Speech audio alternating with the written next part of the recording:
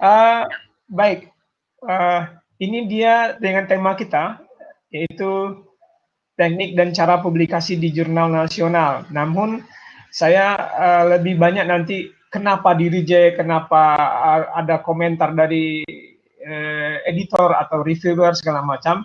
Saya lebih fokus ke sana. Mungkin Pak Oktav nanti di teknik dan cara publikasinya. Perkenalkan dulu sebelumnya, saya Abdi Junaidi dari Institut Teknologi Telkom Purwokerto, dan hari ini kami bekerja sama dengan Bisa AI untuk menyelenggarakan acara ini. Dan ini dia biodata singkat saya, terlahir dengan nama Abdi Junaidi. Kalau dari nama kelihatan kalau saya bukan orang Purwokerto gitu ya. Saya asli orang Melayu, orang Minang dari Sumatera Barat. Namun saat ini dipercaya bekerja di Institut Teknologi Telkom Purwokerto. Pendidikan terakhir saya adalah Master of Computer Science dari University Technical Malaysia Melaka atau UTM. Kemudian juga Magister Komputer di Universitas Dian Nuswantoro Semarang. Kemudian saat ini lagi ongoing menjadi PhD student di kampus yang sama waktu saya mengambil S2 saya juga di University Technical Malaysia Melaka. Bidang keahlian yang saya tekuni di PhD student adalah tentang machine learning dan data science tentunya. Nah, itu juga yang menyebabkan saya diamanahi untuk menjadi ketua kelompok atau riset grup rekayasa data di Institut Teknologi Telkom Purwokerto. Nah, aktivitas saya yang lain adalah menjadi chief editor jurnal Dinda. Jurnal Dinda ini adalah untuk mensupport dari karya-karya rekan-rekan dosen, rekan-rekan mahasiswa dalam materi jurnal data science dan machine learning tentunya. Fokusnya ke sana. Nah, kemudian aktivitas saya yang lain adalah menjadi reviewer di beberapa jurnal nasional dan ada di beberapa jurnal internasional juga, tapi lebih banyak nasionalnya. Mungkin karena ya saya masih student ya, masih PhD student juga, jadi jurnal nasional, internasional masih sedikit untuk saya untuk saya handle menjadi reviewer. Kemudian Bapak Ibu, adik-adik mahasiswa bisa menghubungi saya melalui email apri@ittelkom.pwt.ac.id. Kemudian juga Bapak Ibu bisa menghubungi saya melalui email pribadi mungkin ini ya, Gmail atau junedi@gmail.com. Kemudian sehari-hari selain mengajar, selain menjadi reviewer, menjadi pengelola jurnal, saya juga kadang-kadang upload cerita-cerita saya di YouTube. Bapak Ibu bisa lihat nanti atau searching Linggogeni Andalas ya, gitu ya, nanti di sesi-sesi lain nanti saya sampaikan. Dan jangan lupa nanti di minggu depan Linggogeni Andalas itu akan tampil juga di Bisa AI mengenai bagaimana menulis dokumen jurnal atau dokumen di latex. Ini sedikit promo ya Pak Oktav ya, enggak apa-apa ya Pak Oktav.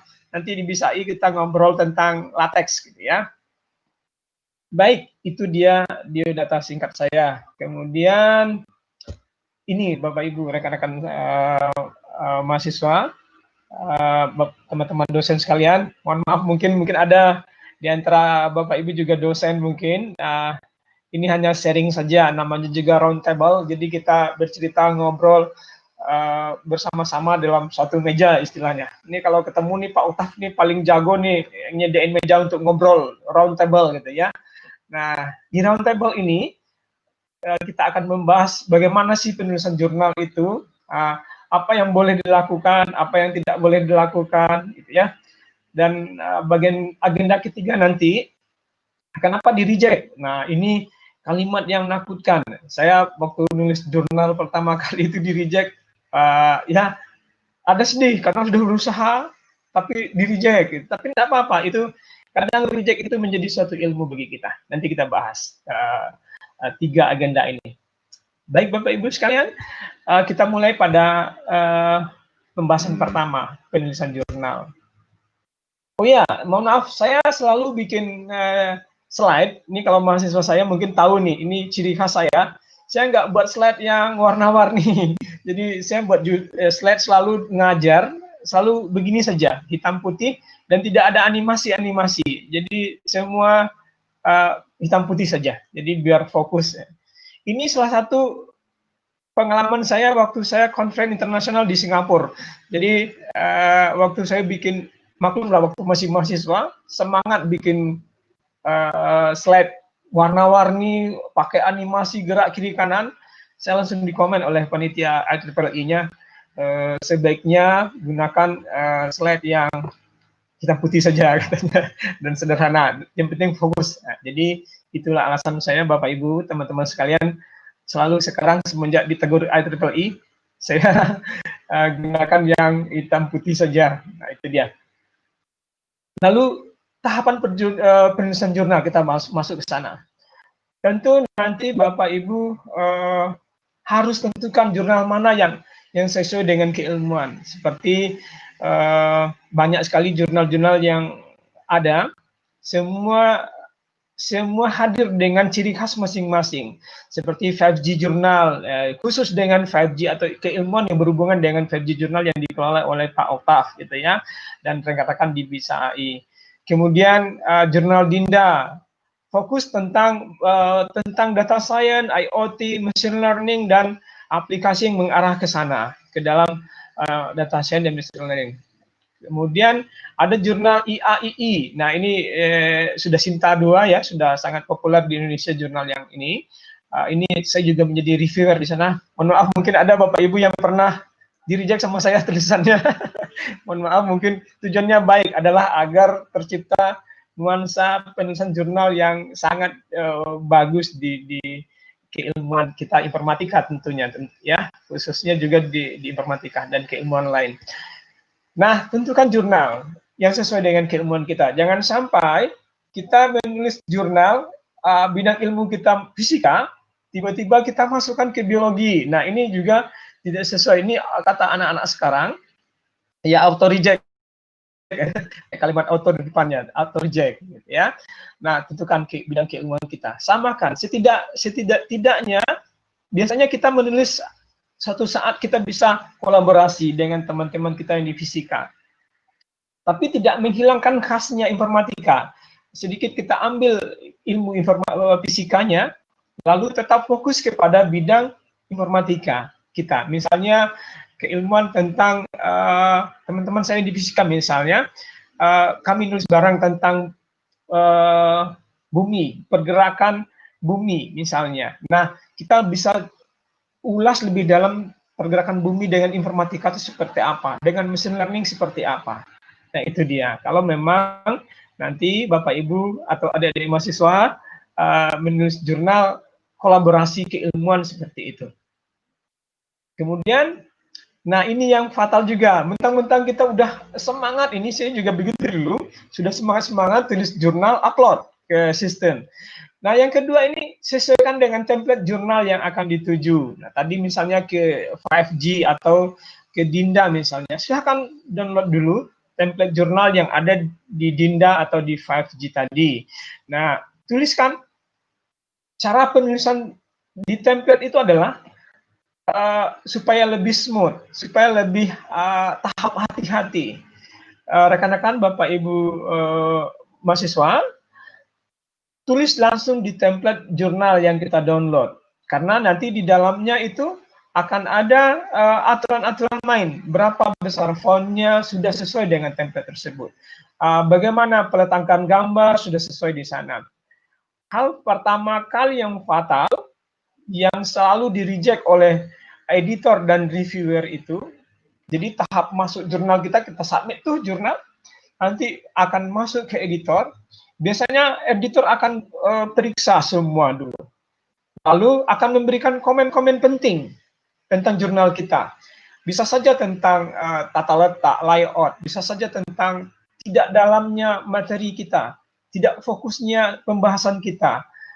Itu yang akan sampai di reject. Biasanya kalau editor ini melihat bahwa ini jurnal bagus, cuma mungkin cara penyampaian yang kurang atau materinya yang kurang, editor akan langsung mereview kita, belum masuk ke tahap reviewer ya, nanti akan diberitahu, tolong perbaiki sisi ini, dikasih komen, bisa saja komennya 6 macam, lebih dari 6 atau 10 untuk diperbaiki.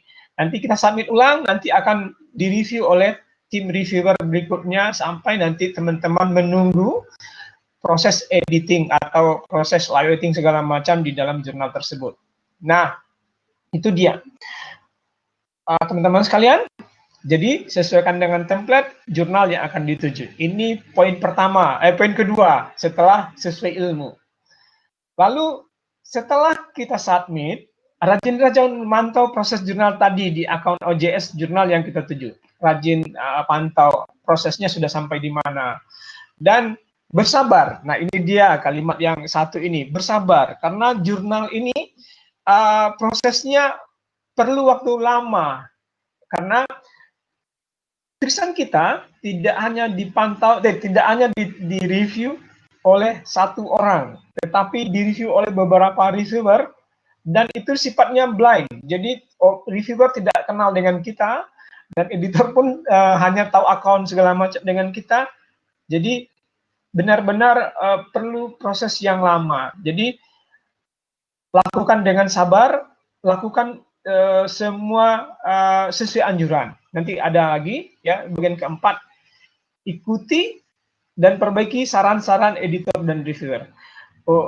Yang keempat, Bapak Ibu sekalian, hal fatal lain yang tadi nanti kita bahas di bagian boleh tidak boleh, jangan pernah kirim WhatsApp atau email ke Pak pengelola jurnal, Pak bisa nggak tolong diterbitkan cepat, Pak ini Pak tolong bantu ini, jangan. Jadi hal-hal semacam itu pun membuat malas editor, membuat malas reviewer biasanya juga untuk mengelola atau memproses jurnal kita. Jadi biarkan proses mengalir dengan baik.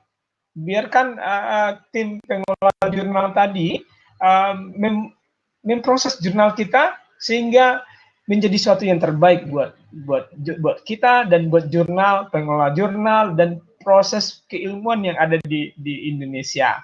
Nah, ini ceritanya jadi luas ke Indonesia ya. Nah, itu Bapak Ibu sekalian. Jadi ikuti dengan sabar dan perbaiki saran-saran editor dan reviewer. Meskipun kadang kita, lama sekali terbitnya ini, gini, kok saya perlu untuk naik pangkat misalnya, saya perlu untuk BKD atau saya perlu untuk apa? Tidak. Jadi jika memang Bapak Ibu ada keperluan dengan jurnal tersebut, nah usahakan pantau jurnal tadi mana kira-kira yang akan terbit atau submitlah dalam beberapa bulan ke depan untuk proses yang kita tunggu-tunggu, misalnya untuk keperluan pribadi, kenaikan pangkat atau apa segala macam. Itu dia. Karena memang lama sekali proses di jurnal tersebut. Nah, saya juga melalui tahap-tahap seperti itu. Walaupun sering mereview, menulis jurnal, bahkan menjadi editor pun kerasa bahwa memang hati-hati sekali dalam proses penerbitan jurnal ini atau penyusunan jurnal ini. Baik, kalau rasanya intonasi saya cepat, mohon dikoreksi ya. Cepat sekali Pak atau Mas, karena memang mungkin kebiasaan saya seperti itu, terlalu cepat untuk berbicara, gitu, ya. Oke, ini dia kita masuk lagi. Ini ada pembahasannya. Saya sampai ngobrol aja. Tentukan sesuai bidang. Pada saat nulisan jurnal, pilih dan pastikan ini kita bahas. Amati fokus dan skop dari jurnal tadi. Nah, tadi sudah dibahas juga ini ya. Amati fokusnya apa, skopnya apa. Kalau memang kita di bidang data science, nah pilih bidang-bidang yang sesuai dengan data science. Nanti saya undang Bapak Ibu nanti hadir di submit di jurnal data science ya. Ini kebetulan masih pemula data Dinda ini, jadi Bapak Ibu bisa hadir ikuti jurnal data science ini, ya, jurnal Dinda ini.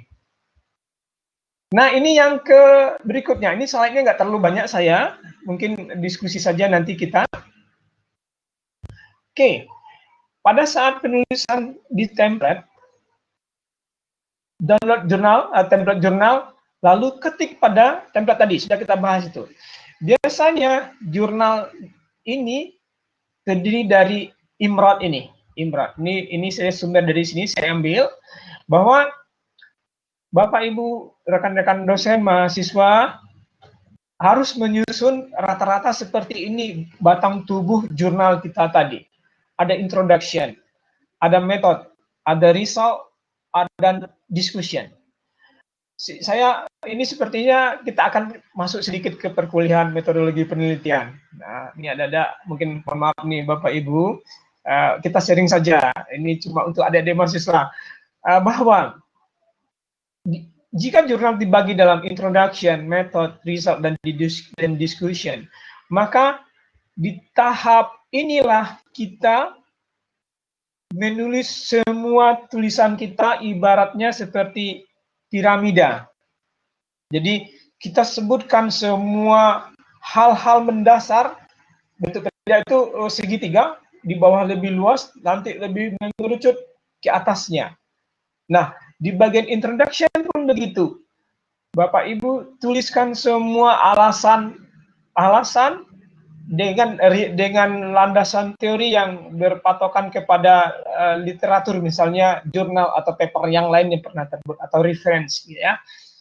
Bisa saja berisi apa alasan kita, masalahnya apa alasannya.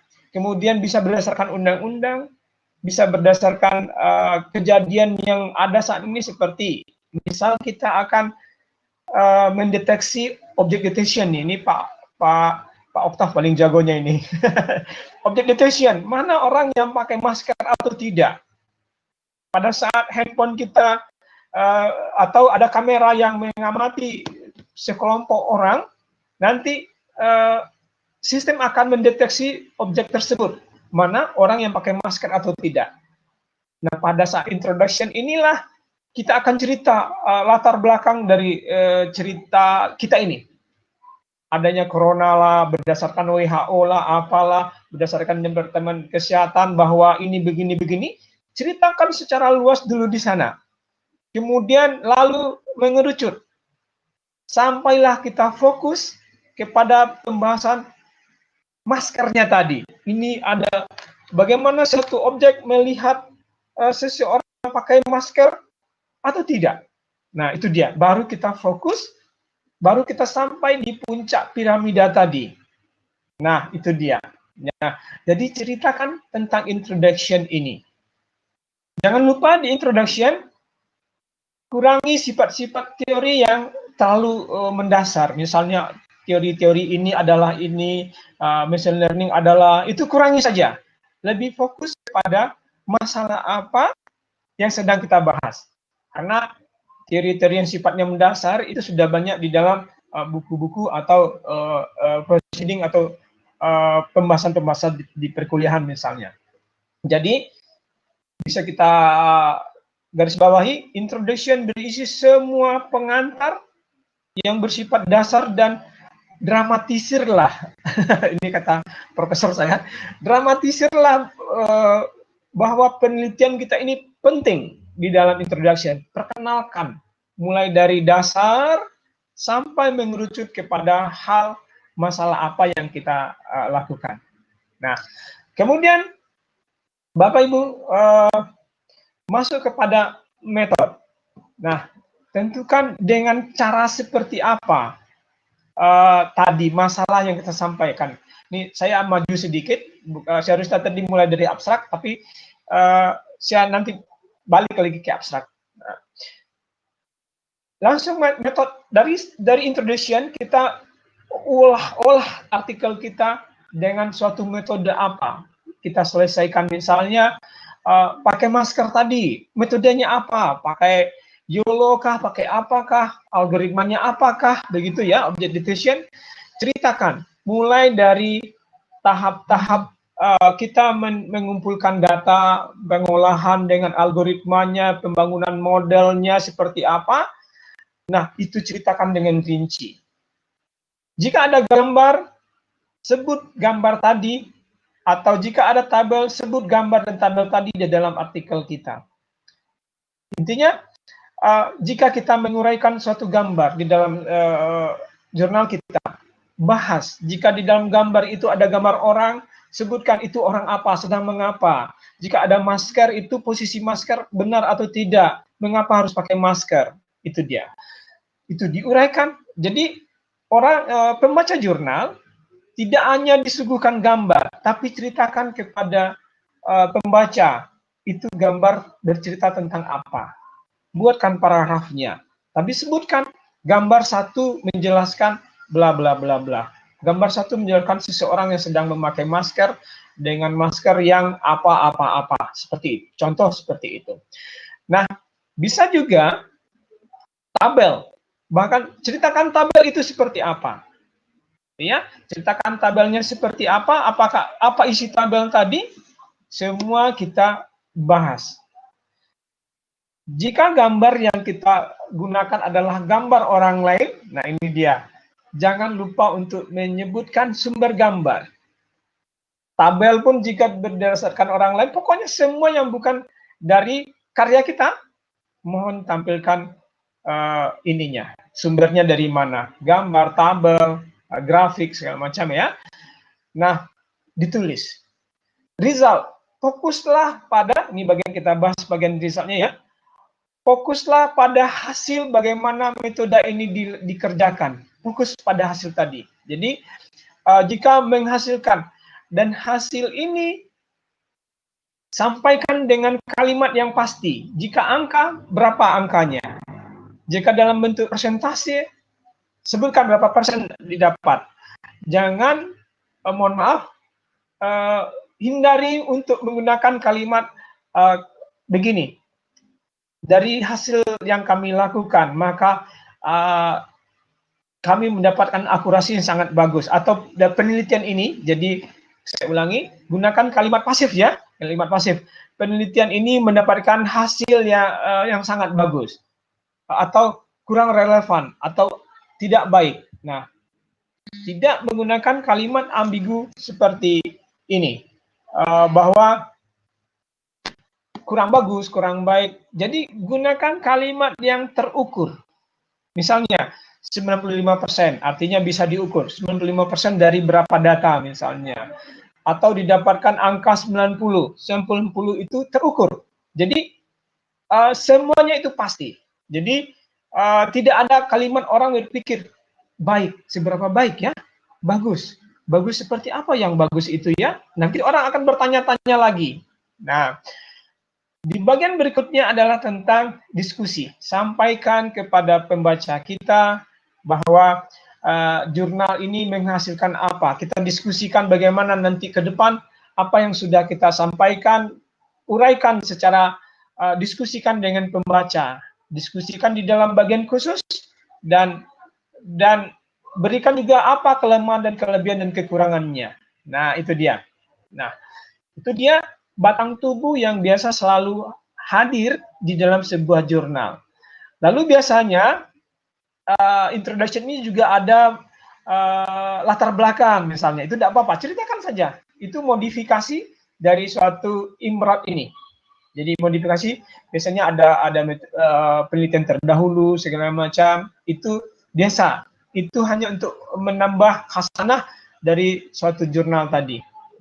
Nah, itu dia batang tubuh yang suatu jurnal yang Bapak Ibu harus penuhi di dalam jurnal sebelum disubmit ke suatu OJS atau jurnal. Kemudian kita bahas balik dulu ke belakang ke ini, ke abstrak. Mundur aja, mundur. Jadi abstrak juga harus terdiri dari ditulis, ikuti aturannya. Misalnya diperbolehkan sampai 250 kata. Gunakan 250 kata tersebut. Kalau saya biasanya, mohon maaf, saya gunakan word count. Jadi word count maksudnya di website ini ada word count. Saya coba. Di situ ada tempat menghitung kalimatnya apa, word count, word counter. Nah, word counter. Teman-teman sekalian, Bapak Ibu bisa gunakan word counter ini untuk menghitung sudah berapa banyak kita menggunakan kata-kata. Nah, di sini dia akan hitung dokumen kita, word counter. Dan otomatis juga jika kita menginstall Grammarly, dia juga akan otomatis juga memperbaiki dokumen kita. Nah, itu dia tentang word counter. Ya, gunakan itu atau gunakan ya biasanya Microsoft Word ya, biasanya Microsoft Word juga ada word counternya. Tapi saya lebih suka menggunakan word counter tadi, lebih ringan kalau menurut saya dan mudah di copy paste ke dalam jurnal kita lagi. Nah, itu dia. Abstrak harus terdiri dari 3 bagian. Abstrak ini merupakan jendela atau etalase dari jurnal kita. Seseorang atau orang lain yang akan melakukan penelitian yang sama dengan penelitian kita, biasanya yang akan dibaca pertama kali adalah abstrak. Bagilah abstrak ini menjadi 3 bagian saja, atau 3 bagian intinya. Pertama, ceritakan masalah apa yang akan kita sampaikan. Misalnya, object detection, apakah seseorang pakai masker atau tidak. Nah, uraikan kenapa harus pakai masker, apa masalahnya. Adanya penyebaran virus corona, itu menjadi hal yang penting, kita bisa dramatisir. Jadi kayak pembaca berita, dia dramatisir sedikit untuk menarik minat baca atau menarik minat pendengar dari suatu berita. Kemudian tuliskan alasan-alasan masalah tadi. Lalu bagian kedua, sampaikan metode apa kira-kira yang pas untuk menyelesaikan masalah tadi. Object detection, algoritmanya apa. Kemudian sampaikan dengan satu kalimat, susun baik di bawah masalah. Kemudian setelah didapatkan masalah, nanti malah ditanya, Pak, saya nggak ada masalah, saya baik-baik aja gitu ya. Jadi ini adik-adik mahasiswa kalau bimbingan tuh pertama kali bimbingan ditanya, Dek, apa masalahnya? Kok ambil ini masalah topik ini gitu ya? Oh Pak, saya nggak ada masalah Pak, baik-baik saja selama ini. Nah bukan yang masalah adik-adik mahasiswa itu ya, tapi masalah tentang jurnal yang akan dibuat atau masalah tentang penelitian yang akan dilakukan. Jadi bukan masalah kita. Kita mungkin baik-baik saja. Mungkin masalah akhir bulan ini adalah apa ya? Menunggu transfer rekening.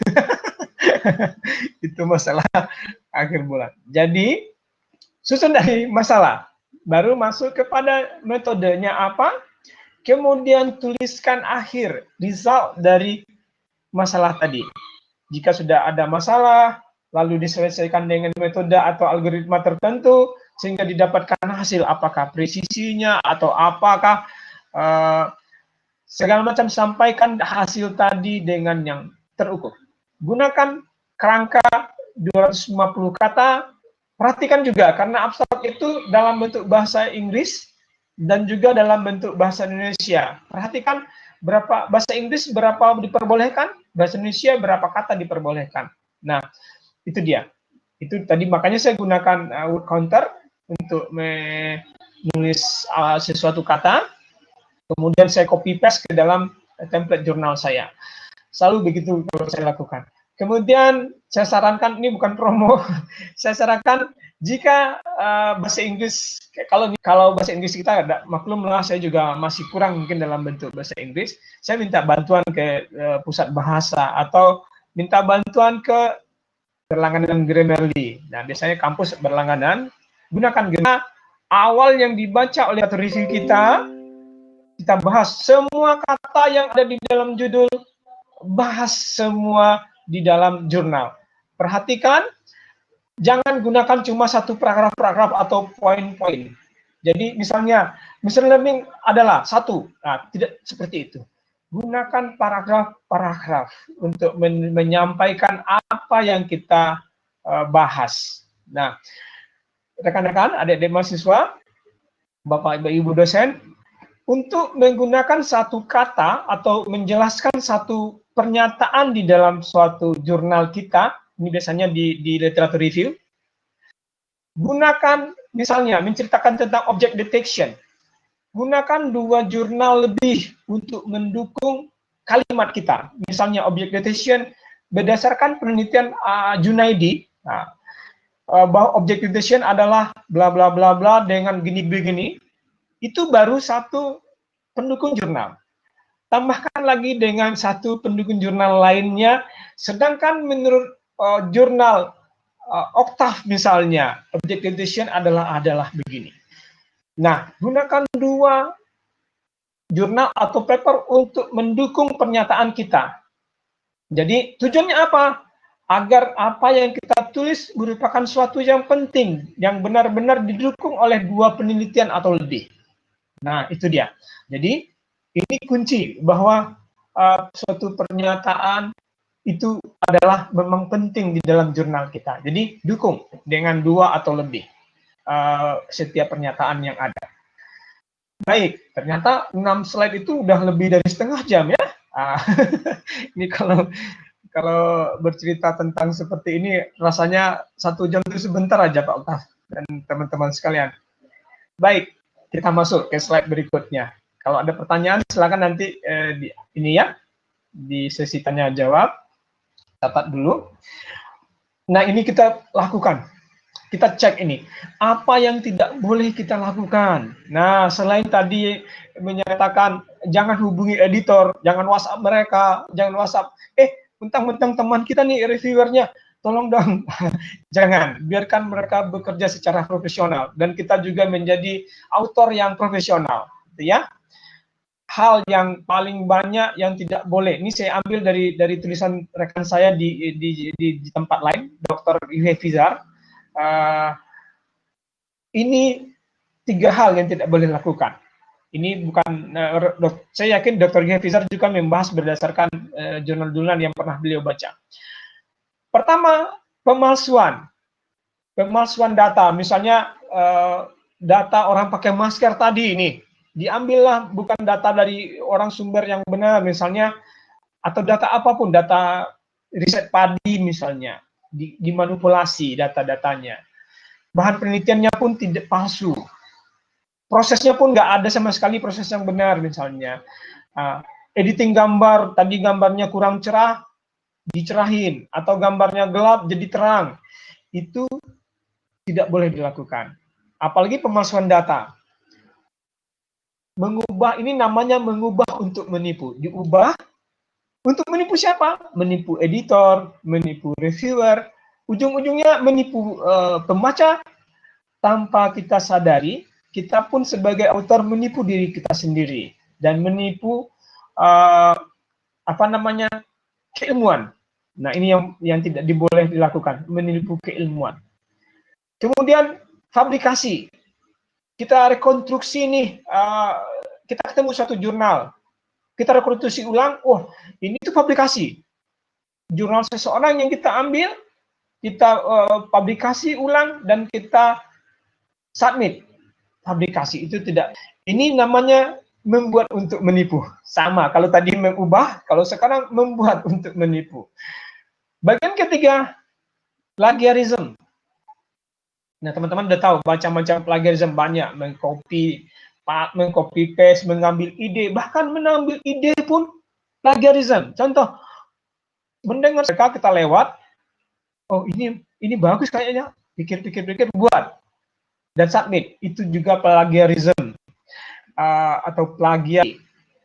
Lalu kita begini maksudnya, Bapak Ibu, pada saat kita sudah submit suatu jurnal misalnya, lalu lama menunggu, belum direview, belum ada komen apa-apa dari editor segala macam, akhirnya gelisah, akhirnya saya submit aja di tempat lain, gitu ya, dengan jurnal yang sama, karya kita diterbitkan 2 plagiarism, itu dia.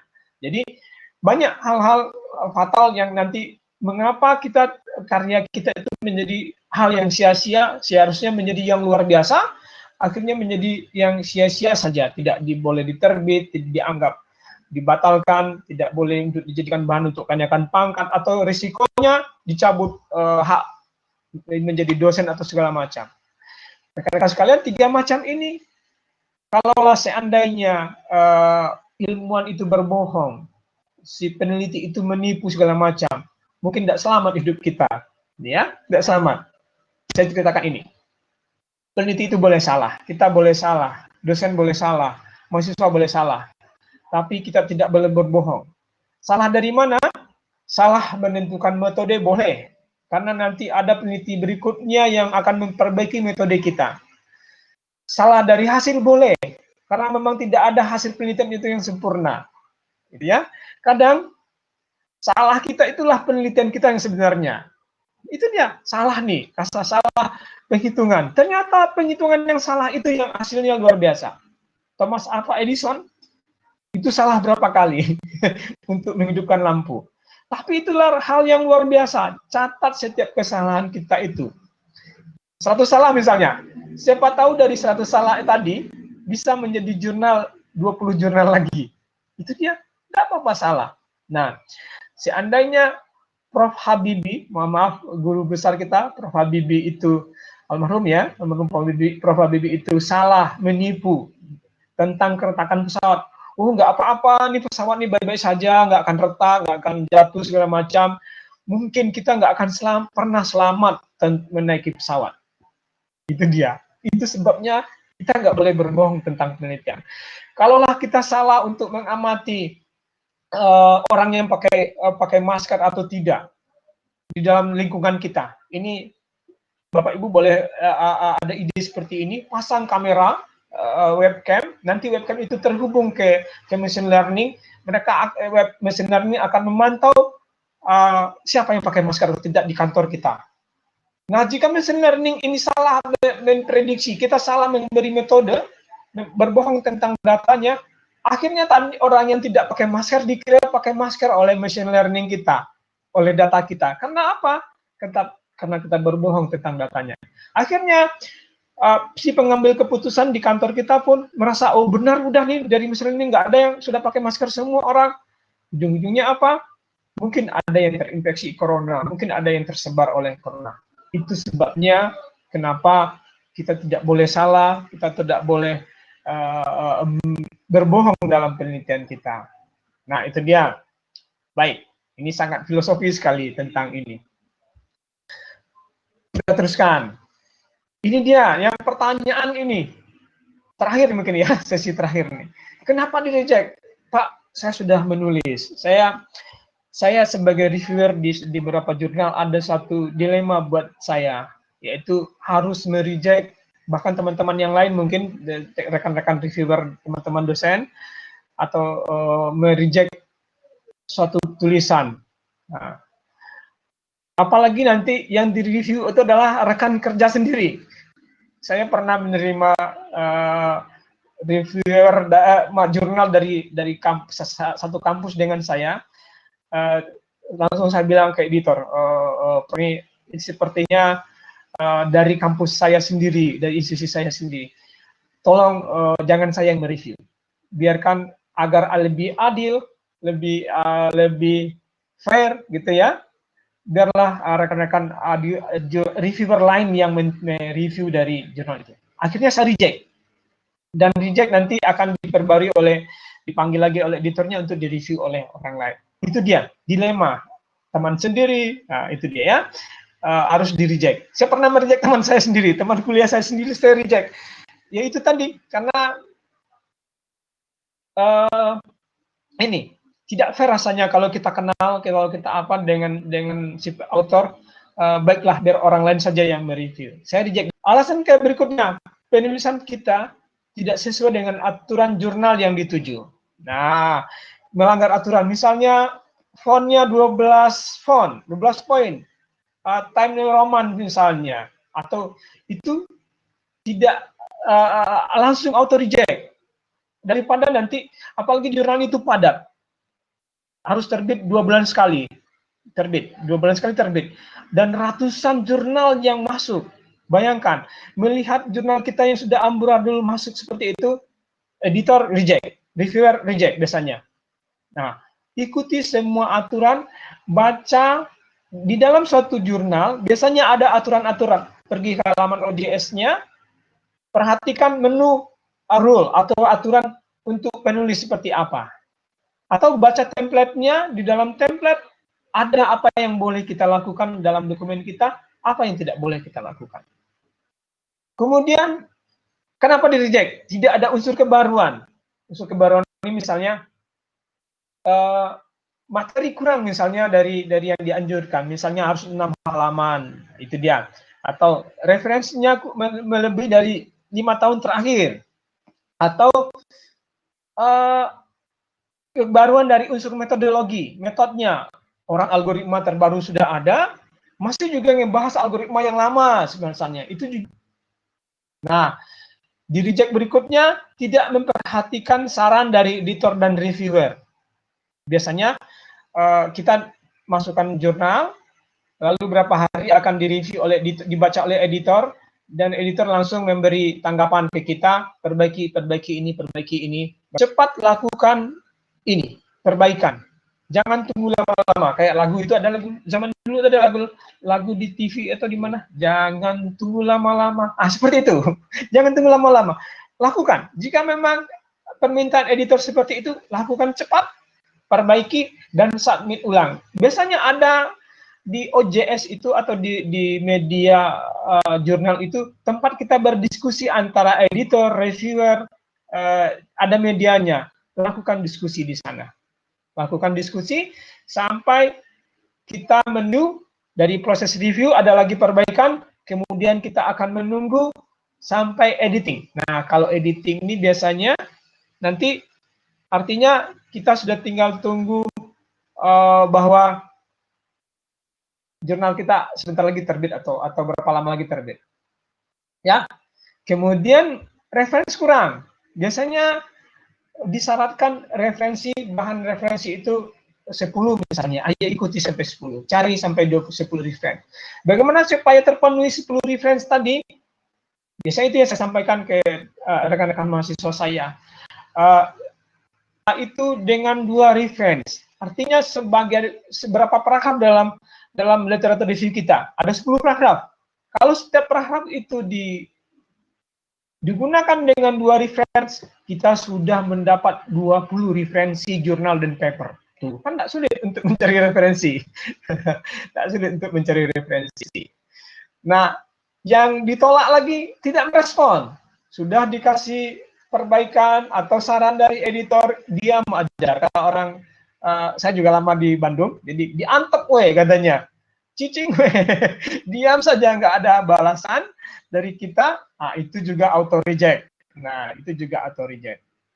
Nah, saran apa biasanya yang dilakukan oleh editor dan reviewer? Usahakan fokus pada proses dan pembahasan hasil. Jadi jangan ngobrol kemana-mana. Di dalam jurnal tersebut fokuslah pada pembahasan dan hasil. Prosesnya seperti apa? Fokus. Kurangi cerita-cerita yang bias kemana-mana. Fokus pada penelitian kita dan proses yang kita lakukan, serta hasil yang kita dapatkan. Ini kemudian akan hanya memperbanyak halaman ulasannya, tapi tidak, karena teori-teori umum itu sudah sangat umum juga. Ya. Hindari kalimat-kalimat yang ambigu, dingin, terlalu dingin, kayak fuzzy ya. Fuzzy pun masih ada ukurnya. Dingin itu seberapa, panas itu seberapa, sudah diukur. Tapi kalau kita menyebutkan kalimat bagus, cantik, segala macam, tentukan dengan angka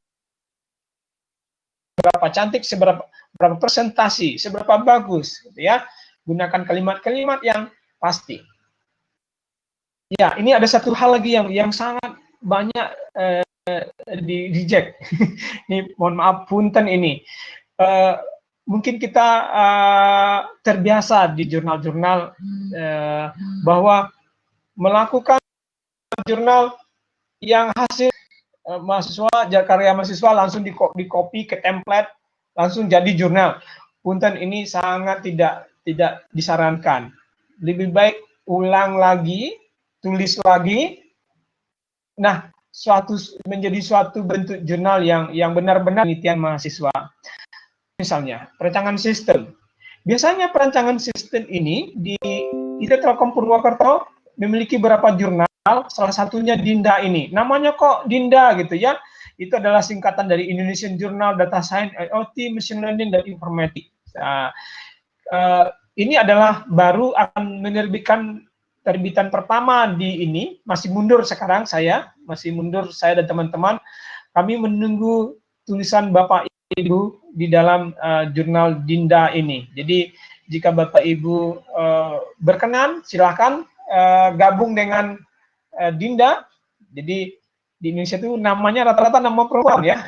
Ada Resti, ada Sinta gitu ya, ada Juwita. Ini saya akhirnya dengan tim menyebutkan Dinda saja deh gitu ya.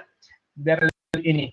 Timnya siapa saja boleh di review ke sini, tim editorial ada nama saya di dalamnya juga, ada teman-teman dari syarat ya, ini mohon maaf, syarat untuk berdirinya satu jurnal itu timnya harus minimum dari 3 daerah. Ya, saya ambil satu dari Jakarta teman saya, kemudian dari Balikpapan, dari Purwokerto, sudah 3. Kemudian atau mitra bestarinya juga kami mengikuti saran-saran, diambil juga dari beberapa kampus terkenal. Ada nama-nama terkenal dalam data science dan machine learning ini. Ini beliau juga dosen Telkom University. Jadi semua ini adalah para reviewer yang benar-benar kompeten di bidangnya, termasuk rekan saya Pak Oktav ada di sini. Mohon maaf Oktav, namanya ditampilin berulang-ulang kali ya. Kemudian saya juga mengajak teman-teman saya yang lain, sesama reviewer di jurnal-jurnal yang ada di Indonesia. Nah, Bapak Ibu boleh berkunjung nanti ke sini, silakan menulis bersama kami, kita majukan nuansa penelitian di dalam jurnal Indonesia. Nah, dan juga Bapak Ibu sedikit info, saya selalu insya Allah berbagi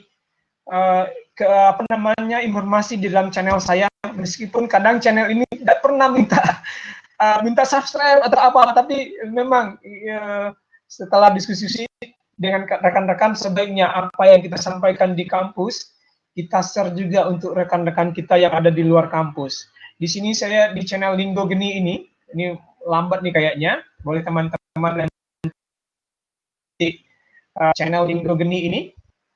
Kenapa subscribernya sedikit? Ya karena saya di dalam setiap jurnal saya tidak di dalam jurnal, di dalam video saya tidak meminta subscribe atau apa, tapi teman-teman untuk mencari referensi atau untuk bercerita apa saja yang saya sampaikan.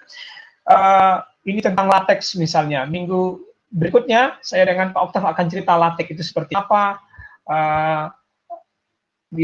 Bagaimana menulis jurnal dengan latex itu saya akan bahas nanti di pertemuan kita tanggal 2 Juli. Kemudian saya juga bahas tentang Andas di sini, tentang data science ini, bagaimana data science. Ini semua saya tulis berseri, jadi belum ada yang full, tapi akan bertahap semua. Insya Allah dengan anjuran-anjuran rekan-rekan termasuk Pak Oktav, nanti kita fixkan Linggo Geni ini ke suatu yang mengarah ke data science dan machine learning tentunya. Walaupun di dalamnya ada karya-karya bikin IoT, karena memang di Dinda itu ada IoT-nya. Karena tadi disebutkan jurnal Dinda itu ada IoT di dalamnya juga. Ada IoT ini seperti ini, ini peralatan IoT nanti. Nah, itu dia Bapak Ibu sekalian. Saya perkenalkan sedikit tentang Dinda dan juga saya perkenalkan sedikit juga tentang channel Linggo Geni. Sebelum Bapak Ibu nanti ikut sesi penulisan dengan latex, sebaiknya Bapak Ibu install dulu latex itu di komputer Bapak Ibu masing-masing, agar nanti pada saat mengikuti materi latex nanti di tanggal 2 Juli bersama Pak Oktav juga, Bapak Ibu sudah bisa langsung praktek bersama saya. Jadi saya tidak bercerita seperti ini, tapi kita langsung praktek di depan online begitu ya. Bapak Ibu ikuti dari rumah masing-masing dengan laptopnya. Jadi saya harap di pertemuan tanggal 2 Bapak Ibu sudah standby dengan latexnya. Jadi untuk diketahui, kita menulis jurnal kita di latex seperti layaknya kita menulis di notepad. Di notepad nih, tidak ada seperti Microsoft Word.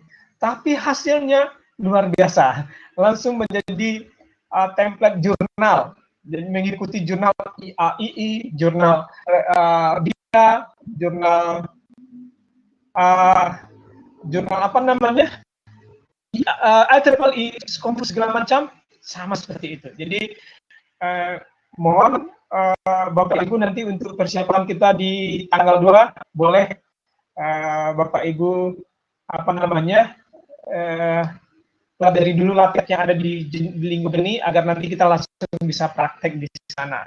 Nah, untuk penulisan jurnal, bagaimana sampai di reject, bagaimana sampai ditolak, kita udah bahas. Jangan cukuplah jurnal saja yang ditolak, jangan cinta yang ditolak. mungkin oh iya, mungkin nanti kita masuk ke sesi tanya jawab. Mungkin Bapak Ibu, silakan Pak Oktav. Itu saja mungkin penyampaian dari saya. Untuk sesi ini saya tutup dulu. Nanti kita masuk sesi tanya jawab. Selamat siang dan assalamualaikum warahmatullahi wabarakatuh.